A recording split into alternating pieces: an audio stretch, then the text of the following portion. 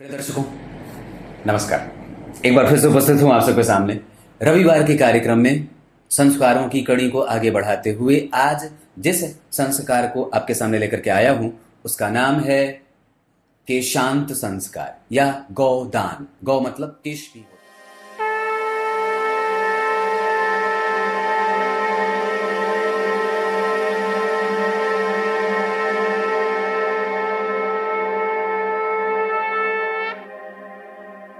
ये संस्कार हमेशा ही उत्तरायण में ही होता है। भगवान विष्णु की पूजा करी जाती है और इसके बड़े अजीब से तर्क हैं। आरंभ में गौतम ऋषि ने 40 प्रकार के संस्कारों का आविष्कार किया था। गौतम स्मृति में 40 प्रकार के संस्कारों को बताया गया है। उसके बाद धीरे धीरे व्यस्तता बढ़ी, लोग व्यस्त होते गए आपके और हमारी तरफ, फिर छोड़ते गए, छूटते छूटते छूटते छूटते उसमें से फिर अंगिरा ऋषि ने अंगिरा स्मृति में 25 प्रकार के संस्कारों का महत्वपूर्ण संस्कार बतला दी। 25, पर वो भी धीरे धीरे खत्म होते गए, कमजोर होते होते अब व्यास मुनि ने 16 संस्कारों का बचा हुआ एक पुलिंदा हमारे सामने रखा था, पर उसमें अब 2 ही बड़े बचे हुए, एक विवाह और दूसरा अंत्येष्टि संस्कार। बीच के तो सारे गायब। ना तो गर्भाधान होता है, ना तो सीमंतोन्नयन होता है, ना तो चूड़ाकरण होता है, ना तो कुछ भी नहीं होता, सिर्फ एक्सीडेंट होता है। लोग करते हैं और गोद में बच्चा आ जाता है। मैंने पहले ही कार्यक्रम में बात कही थी, एक्सीडेंट नहीं होना चाहिए।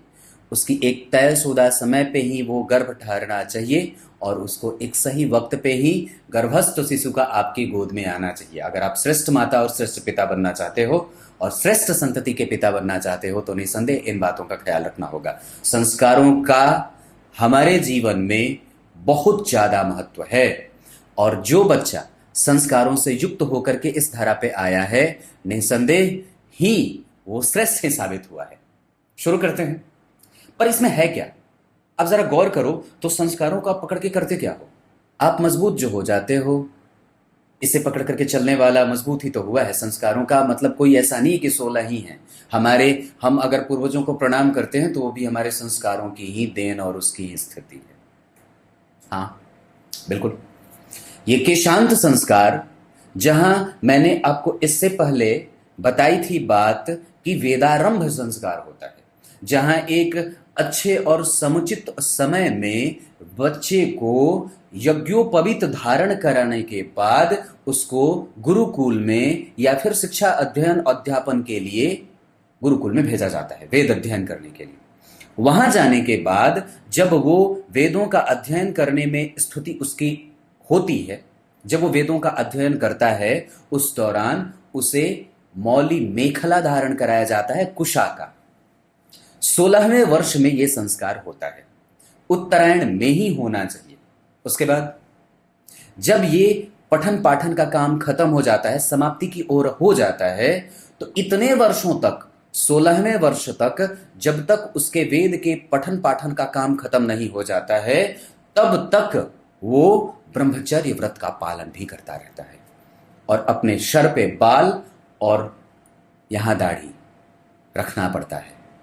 जब ये चीजें खत्म हो जाती हैं तब उसको अपने माथे के बाल, जिसे केश कहा जाता है, केशांत, केश का अंत, और गौदान, गोदान नहीं, गौदान मतलब गौ का मतलब भी केश ही होता है, इसको भी दान कर दिया जाता है गुरु की सेवा में।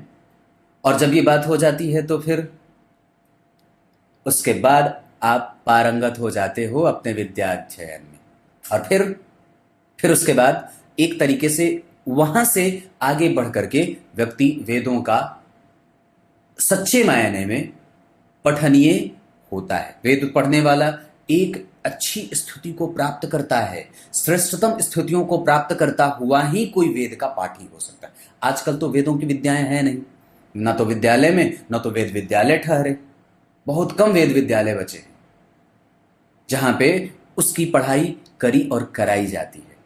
तो वस्तुतः के शांत संस्कार, जहां पे आपको वेदों के पढ़ने के बाद आपके बाल और दाढ़ी, जिसे कहा जाता है बाल और दाढ़ी का दान किया जाता है, वहां पे उसे दान भी कह सकते हैं, पर वस्तुतः यहां से व्यक्ति जो होता है वो गृहस्थ आश्रम की तरफ बढ़ता है और अभी तक वो ब्रह्मचर्य व्रत का पालन करता हुआ वेदों का अध्ययन करता है। बस इतनी सी बात है। अगर हम संस्कारों को पकड़ के रखेंगे तो निस्संदेह वो बात बड़ी अजीब होगी, हमारी जीवन में स्थिति कभी भी हारने वाली नहीं बनेगी। आज अगर आपका बच्चा हारा हुआ है, डिप्रेशन में है, परेशान है, उसको किसी मोटिवेटर की आवश्यकता पड़ती है, किसी स्पीकर के पास उसे जा करके और पता नहीं क्या क्या चीज़ें देखनी पड़ती हैं, दवाइयाँ खानी पड़ती हैं, नींद की गोलियाँ खानी पड़ती हैं, और पता नहीं वो बहुत सारा परेशान है, काम करने के बाद भी उसको मेहनताना कम मिलता है, मेहनत की स्थिति कम होती है, वो मजबूत नहीं है मेरी तरह। हाँ हाँ, वो मजबूत नहीं है मेरी तरह। मेरे पास रोगों की कमी नहीं है, पर इसका ये मतलब नहीं कि मजबूत नहीं हूं मैं। पर इतनी बात जरूर है कि निस्संदेह व्यक्ति को हमेशा ही स्वस्थ रहने की स्थिति में होना चाहिए। आप मानसिक रोगी ना रहो, शरीर रोग रहे चलो ठीक है, मन का रोगी वही है जो वस्तुतः अपने संस्कारों से पीड़ित है, संस्कारों से बंधा नहीं है। वस्तुतः मन का रोगी तो कोई होता नहीं है, क्योंकि मन का रोगी वही है। अब यहां पे आप अगर इसको कई तरीके से समझना चाहते हो तो समझा दूं कि वस्तुतः ये बंधे होते हैं, ये मौली और मेखला, आपके जितने भी संस्कार बनाए गए हैं क्रमशः 40 नहीं, 25 नहीं तो 16 तो कर लो। तो बस ये बात है। ये केशांत संस्कार हमेशा उत्तरायण में 16वें वर्ष में किए जाते हैं, जहां केश का दान किया जाता है, और वस्तुतः यहां से वेदों के पठन पाठन का कार्य संपन्न होता है और व्यक्ति गृहस्थ आश्रम की तरफ आगे बढ़ता है, जहां वो विवाह की तरफ आगे बढ़ता है। क्लियर है? समझ में आ गई होगी बात। अगले संस्कार के बारे में चर्चा अगले रविवार को करूंगा। तब तक के लिए इजाजत दीजिए। कल एक बार फिर से उपस्थित होंगे आप सबके सामने। एक बात बताता हूं, ये कार्यक्रम आप लोग देखते नहीं हो, जीना सीख लो इसे।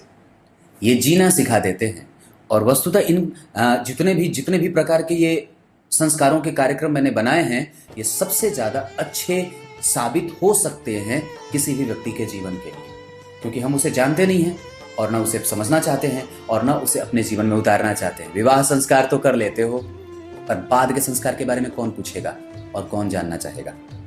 उसे भी जानना जरूरी है। तब तक के लिए और बहुत नमस्कार।